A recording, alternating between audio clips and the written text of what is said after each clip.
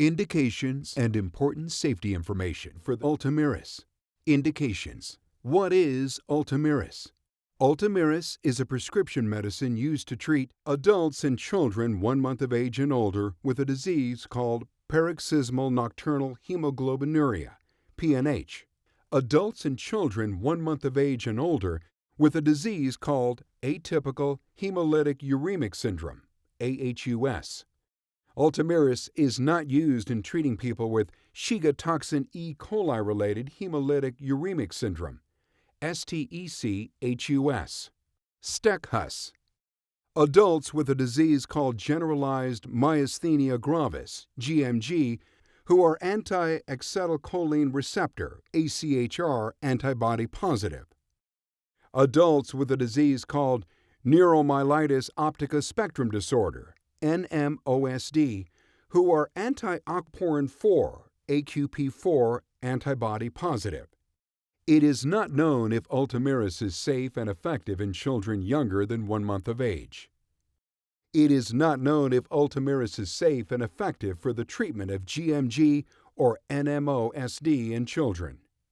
Important safety information. What is the most important information I should know about ULTOMIRIS? ULTOMIRIS is a medicine that affects your immune system and may lower the ability of your immune system to fight infections. ULTOMIRIS increases your chance of getting serious meningococcal infections that may quickly become life-threatening or cause death if not recognized and treated early.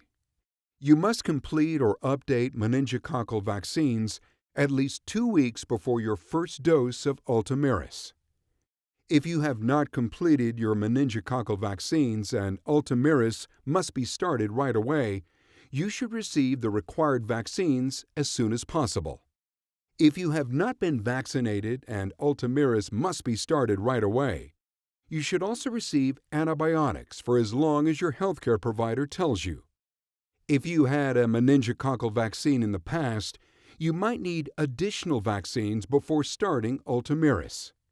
Your healthcare provider will decide if you need additional meningococcal vaccines. Meningococcal vaccines do not prevent all meningococcal infections.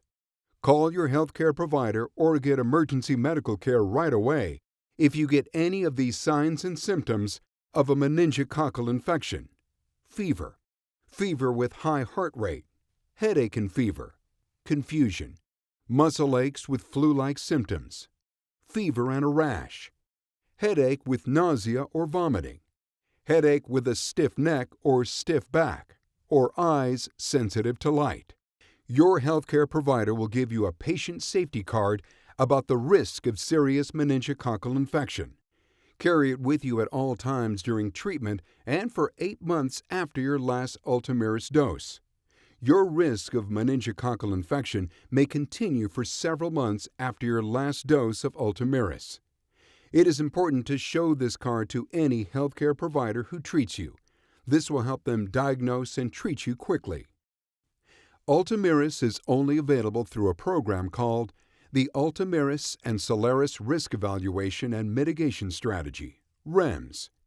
Before you can receive ULTOMIRIS, your healthcare provider must enroll in the REMS program, counsel you about the risk of serious meningococcal infections, give you information about the signs and symptoms of serious meningococcal infection, make sure that you are vaccinated against serious infections caused by meningococcal bacteria, and that you receive antibiotics if you need to start ULTOMIRIS right away and are not up to date on your vaccines. Give you a patient safety card about your risk of meningococcal infection. ULTOMIRIS may also increase the risk of other types of serious infections, including Streptococcus pneumoniae, Haemophilus influenza, and Neisseria gonorrhea. Your child should receive vaccines against Streptococcus pneumoniae and Haemophilus influenza type B, HIB, if treated with ULTOMIRIS. Certain people may be at risk of serious infections with gonorrhea. Who should not receive ULTOMIRIS? Do not receive ULTOMIRIS if you have a serious meningococcal infection when you are starting ULTOMIRIS.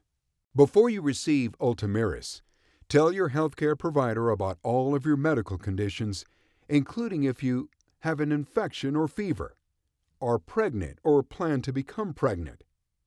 It is not known if ULTOMIRIS will harm your unborn baby. Pregnancy Registry. There is a registry for pregnant women who take ULTOMIRIS to check the health of the pregnant mother and her baby.